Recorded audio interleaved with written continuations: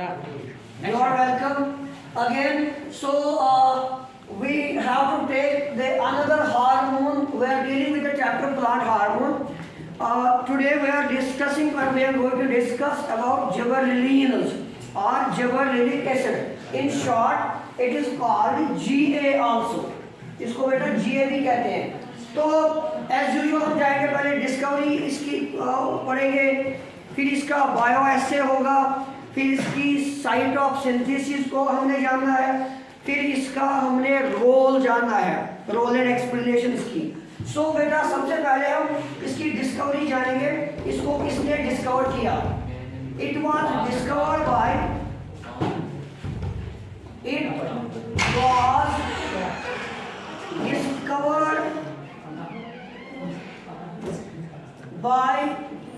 E. Kurosawa. It was discovered by E. Kurosawa. E. Kurosawa मैं कल भी बोल चुका हूँ एक वीडियो में कि जो भी प्लांट हार्मोन डिस्कवर किया गया वो एक्सीडेंटली डिस्कवर किया गया. ये ई क्यूरोसावा जापानीज साइंटिस्ट थे. तो मैं लिख दूं यहाँ पे जापानीज साइंटिस्ट. ये एक डिजीज, राइस प्लांट की डिजीज पढ़ रहे थे. राइस प्लांट की एक डिजीज को ये स्टडी कर रहे थे. डिजीज का नाम है बैकेनी और बैकेन. आपकी मर्जी प्रोनाउंसिएशन क्या करेंगे आप इसकी. तो बैकेनी डिजीज को ये पढ़ रहे थे. बैकेन को दूसरा नाम हम बोलते हैं फूलिश सीडलिंग. Foolish seedling.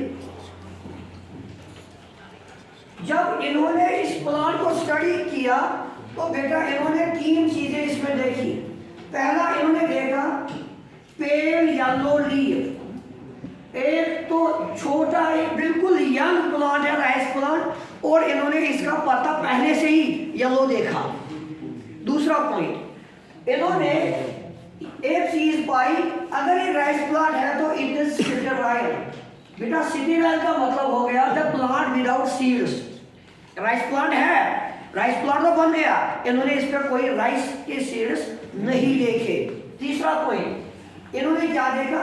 इन्होंने देखा ये बिल्कुल लंबा नॉर्मल साइज जो इसका होता है राइस प्लांट का अबाउट 2.5 फीट होता है, 2.5 से 3 मीटर तक या इसकी हाइट होती है. इन्होंने इस राइस प्लांट को नॉर्मल से भी ज्यादा लंबा देखा. तो it is length was more than normal. तो इन्होंने देखा और कंक्लूजन में बोला ये सारी चीजें एक फंगस से इसमें आई हैं, जिस फंगस का नाम रखा गया, फंगस का नाम रखा था जिबरेला फ्यूजिक्यूराई. जिबरेला फ्यूजिक्यूराई. तो इस तरह जो जिबरेलिन है डिस्कवर किया गया. दूसरा पॉइंट, एक डिस्कवरी के बारे में बात हो रही थी. अब दूसरा पॉइंट हम बात करेंगे कि एग्जांपल्स ऑफ जिबरेलिन और जीए जिबरेलिक एसिड. इन्होंने देखा जहां कहीं भी फंगस है, Saifullah, wherever there is fungus, जहां भी फंजाई है वहां पे जीए है. जीए जिबरेलिक एसिड ये हार्मोन है. और हायर प्लांट्स में भी इसको पाया गया. अभी तक मोर देन 100 जिबरेलिन्स डिस्कवर किए गए. और उन्होंने इनका नाम कैसे रखा? इन्होंने नाम रखा GA1, GA2, GA3 डैश. और अगर आपसे पूछा जाएगा कि सबसे पहला डिस्कवर होने वाला जिबरेलिन कौन है, आप बिना झिझक लिखेंगे GA3. So it was about discovery and types of gibberellin acid. More than 100 gibberellins जो है डिस्कवर किए गए, और सबसे पहले डिस्कवर होने वाला हार्मोन GA3 है. अब आगे हम दूसरा स्टेप पढ़ रहे हैं बायो एसे. एक बार फिर मैं बोल दूं जिगर मेरा, बायो एसे जो होता है, bio means life, assay means test. That means वो टेस्ट जो हम पढ़ रहे हैं ये जानने के लिए कि हार्मोन की तादाद कितनी है और इसका रोल क्या है। हम दो बायो ऐसे पढ़ेंगे। इसमें ऑक्सीजन में हमने एक ही बायो से पढ़ा था, इसमें दो बायो ऐसे हमें पढ़ने को मिलेंगे। पहला बायो ऐसे ड्वार्फ पी प्लांट बायो ऐसे, ड्वार्फ पी प्लांट बायो ऐसे। और बेटा दूसरा हम पढ़ेंगे बार्ली एंडोस्पर्म बायो ऐसे।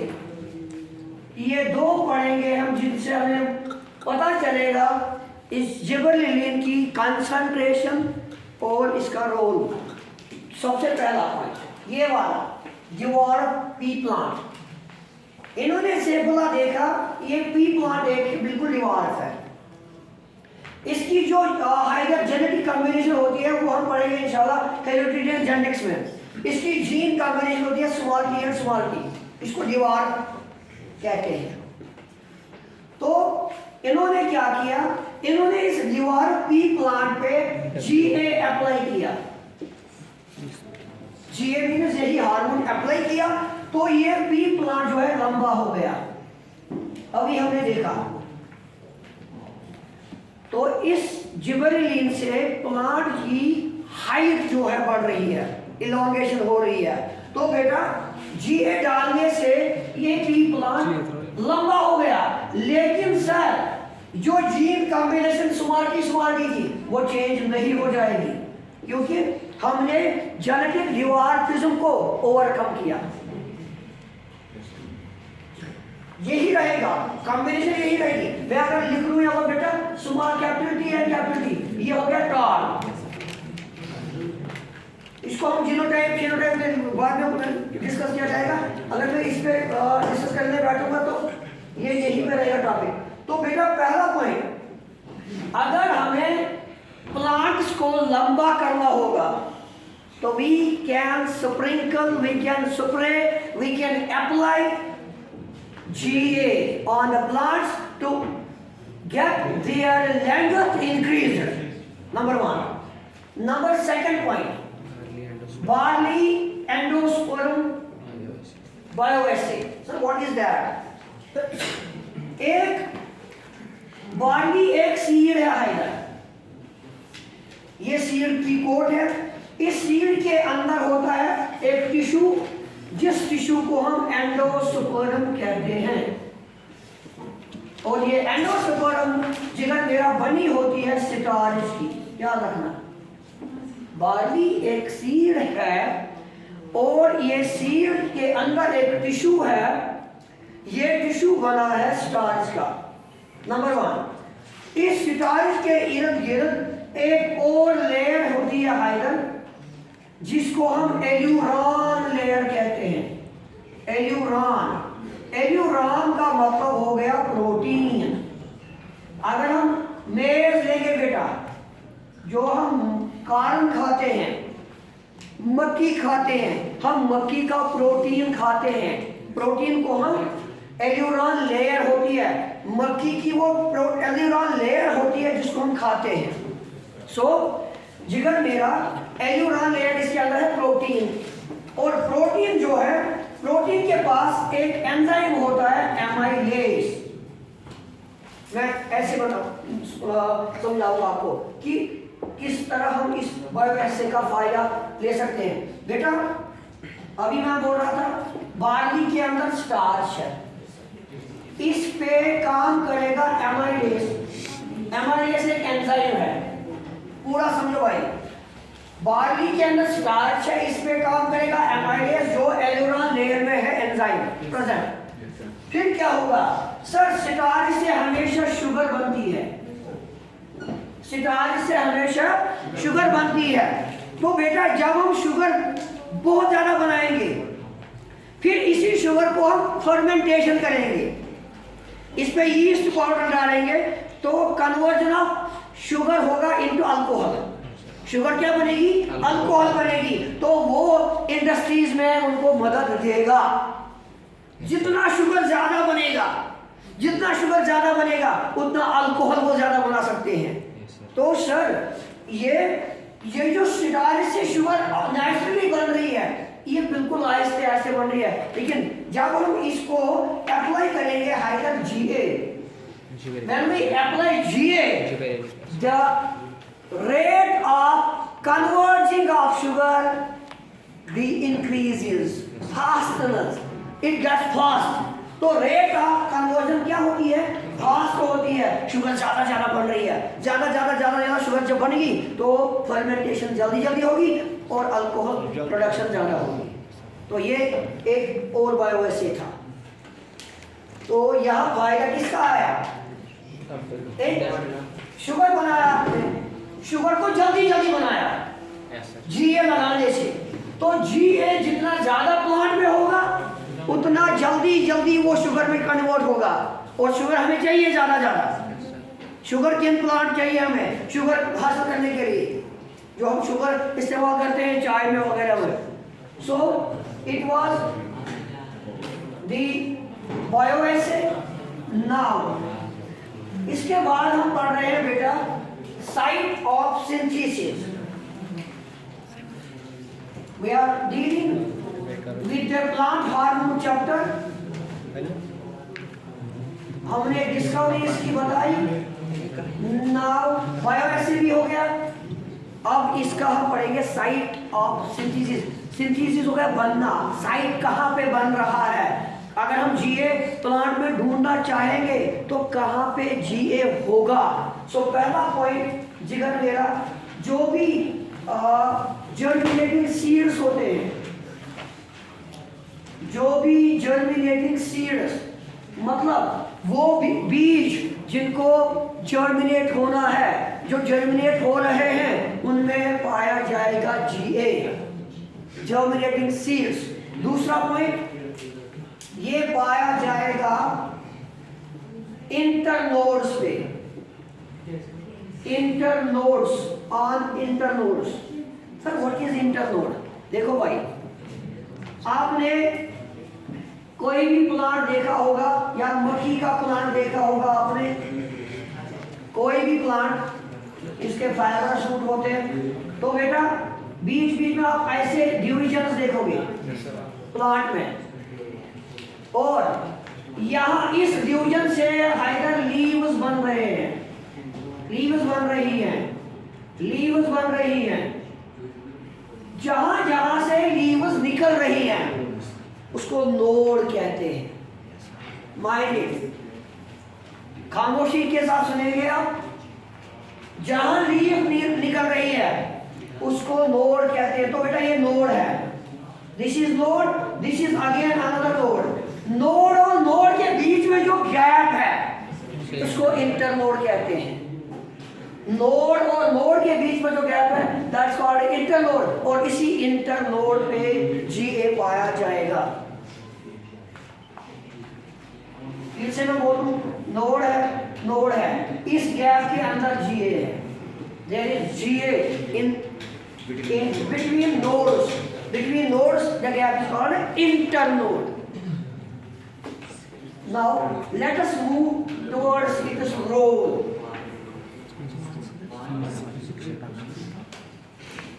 Number one role, number one role,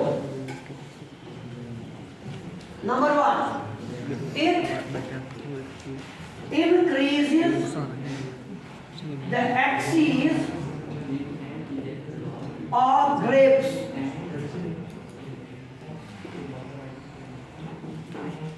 It increases the number of, increases the axis of grapes। मतलब सर सुझाव वो क्या होता है? ये है हाइडर बिल्कुल ग्रेप्स की एक्सिस छोटी है। जब हम GA अप्लाई करेंगे तो इस एक्सिस जो है ये ग्रो करेगी, इंक्रीज होगी। तो सर इंक्रीज करने पर बहुत सारे ग्रेप जो है ग्रेप प्रोडक्शन बहुत सारी होगी। एक्सिस छोटी होती है ग्रेप्स की, जब GA इस पे अप्लाई होगा तो इस GA इसको इंक्रीज कर रहा है। GA is increasing the axis of grapes। This means production में इजाफा होगा। ग्रेप्स हमें ज़्यादा मिलेंगे। ये पहला रोल है। दूसरा, it increases size and shape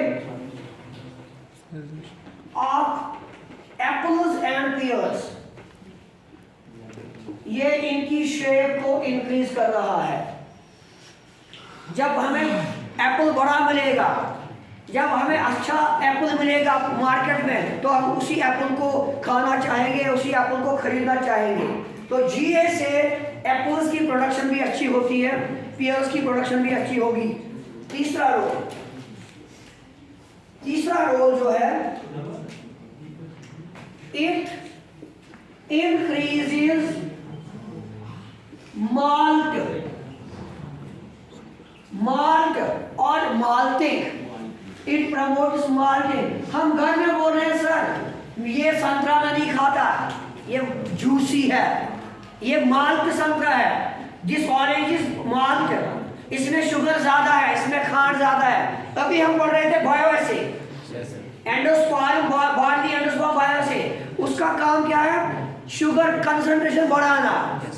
तो हर एक फ्रूट में जो भी खांड की जो टेस्ट आता है, मटीरियल आता है, शक्कर उसमें बनती है, उसी को माल्ट बोलते हैं। और माल्टिंग होती है ड्यू टू जीए, याद रखना। तो ये तीसरा था। चौथा रोल हम पढ़ेंगे इसका, very best role. It's role is it breaks seed dormancy। बेटा वो क्या होता है?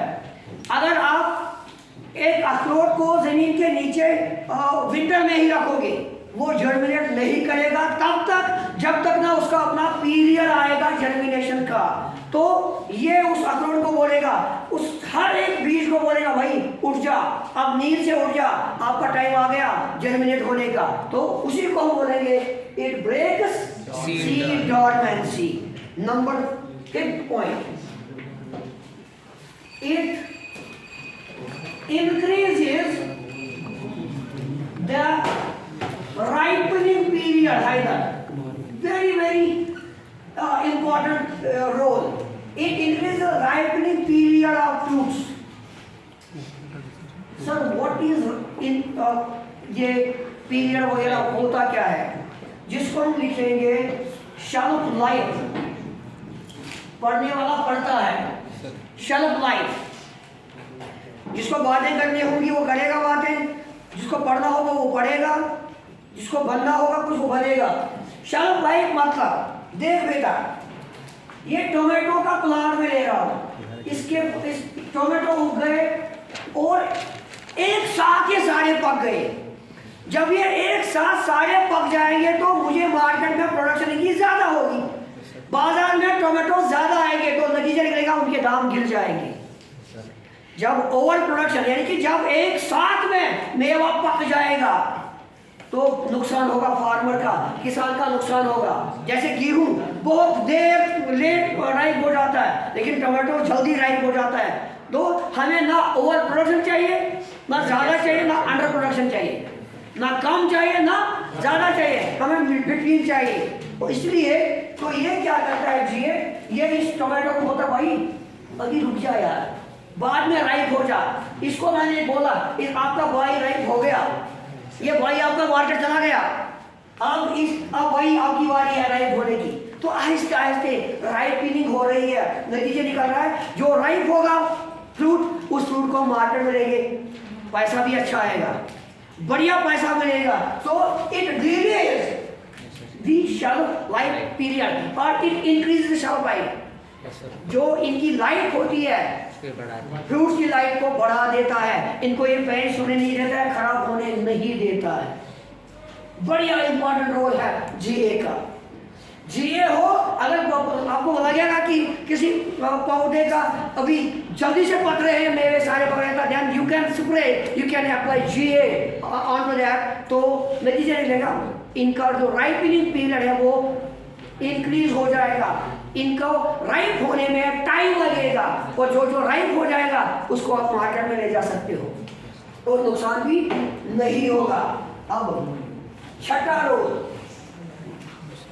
बेटा, एक इंपॉर्टेंट रोल ये है, it hastens the juvenile period of conifers. Juvenile period of conifer gymnosperm होता है। जिम्नोस्पर्म बेटा उनको कहते हैं जो नॉन फ्लावरिंग प्लांट्स होते हैं, उनको जिम्नोस्पर्म्स कहते हैं।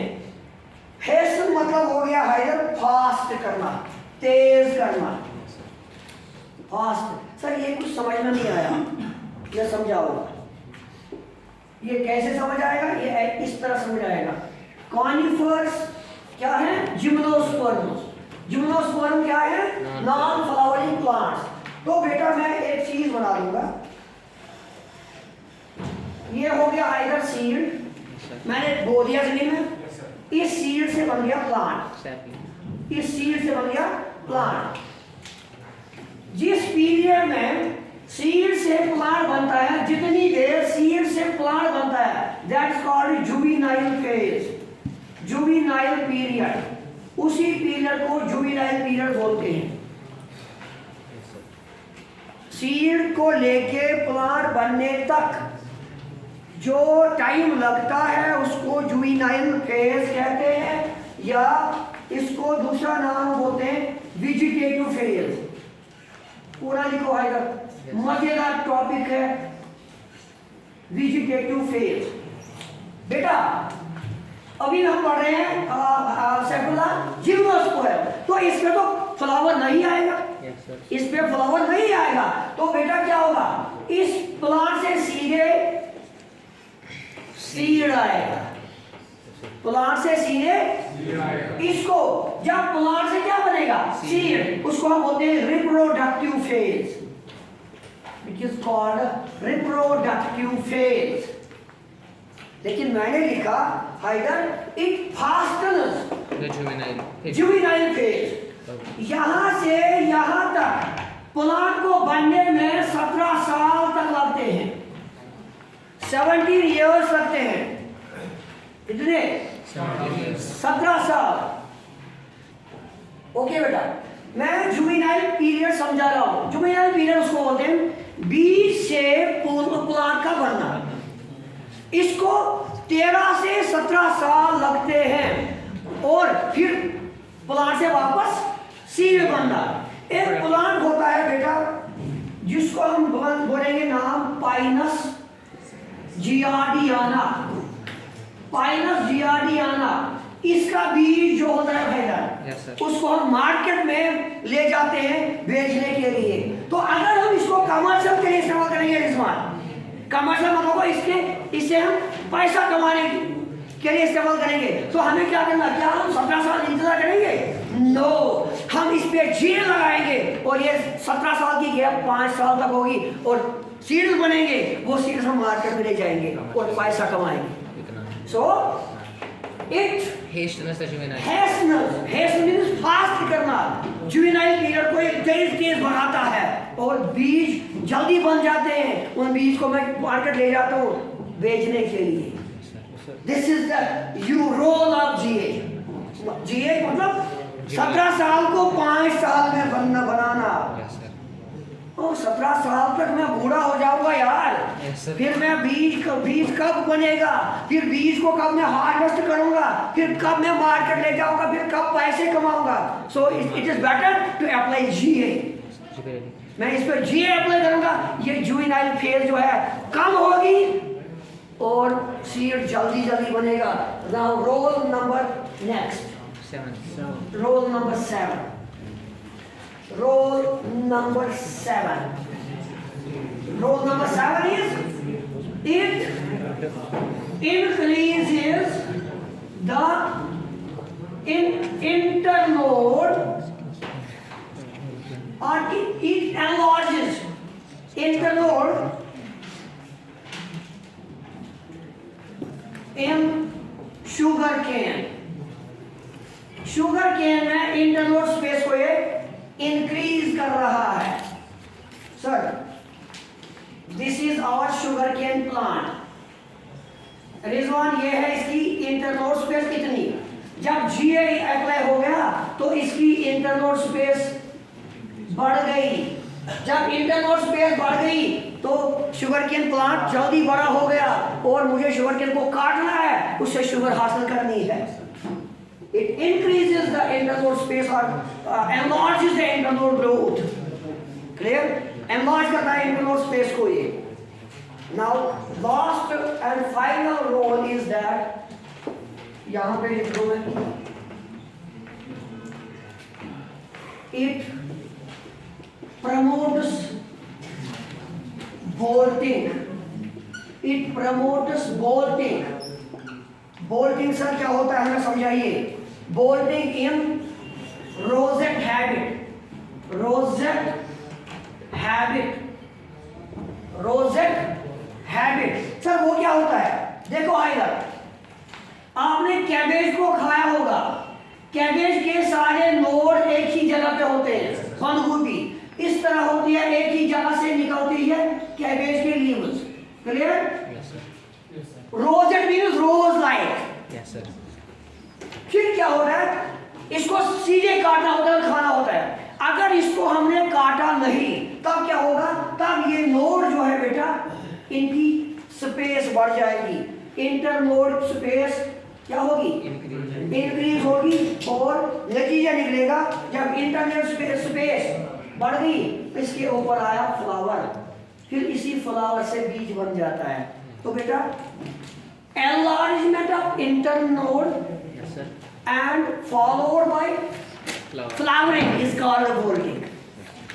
Bolting उसी को कहते हैं। पहले हमने प्लांट को बढ़ाना है, बाद में इस पे फ्लावर लाने हैं। हम नहीं लाएंगे, नेचर लाएगा फ्लावर। फ्लावर लाएंगे बाद में, उसी को हम बोल्टिंग कहते हैं। तो इट प्रमोट्स बोल्टिंग।